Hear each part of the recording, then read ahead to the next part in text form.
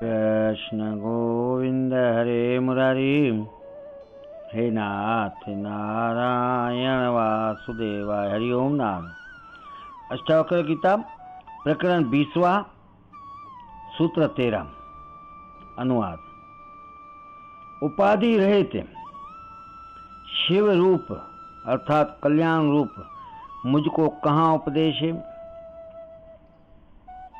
अथवा कहाँ शास्त्र है, कहाँ शिष्य है, कहाँ गुरु और कहाँ पुरुषार्थ है। व्याख्या। आत्मज्ञान से रहित ही उपाधि वाला होता है। आत्मा की कोई उपाधि नहीं है। वह एक है या दो, जड़ है या चेतन, प्रकृति है या पुरुष, सृष्टि है या परमात्मा, यह कहना भी कठिन है, क्योंकि वही सब कुछ है और वह कुछ भी नहीं है। वह दिखाई नहीं देता फिर भी है, वह क्रिया रहित है फिर भी सब उसी से हो रहा है, उसके बिना एक पत्ता भी नहीं हिलता। वह शिव रूप है, कल्याणकारी है।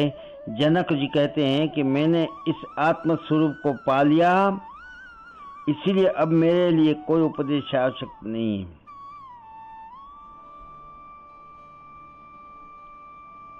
इसीलिए अब मेरे लिए कोई उपदेश आवश्यक नहीं रह गए।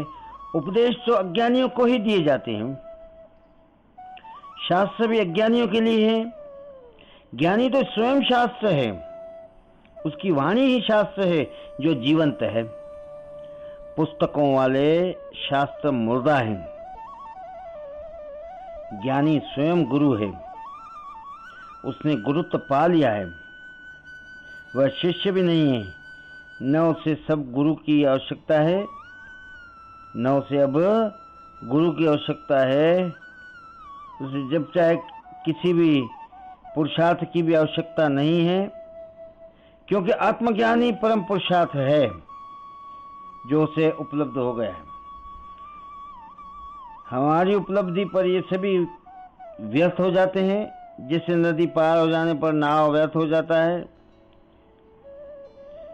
इसी सारी बारात का महत्व मिलन तक ही होता है। फिर से पढ़ते हैं कि नदी पार हो जाने से नाव व्यर्थ हो जाती है। कबीर जी कहते हैं दूल्हा दुल्हन मिल गए, फीकी पड़ी बारात। इस सारी बारात का महत्व मिलन तक ही होता है। मिलन होने के बाद उसे विदा कर देना चाहिए, वरना ये भी बंधन बन जाते हैं। इस सारी बारात का महत्व मिलन तक ही होता है। मिलन होने पर उन्हें विदा कर देना चाहिए, वरना ये भी बंधन बन जाते हैं। श्री कृष्ण गोविंद हरे मुरारी। हे नाथ नारायण वासुदेव।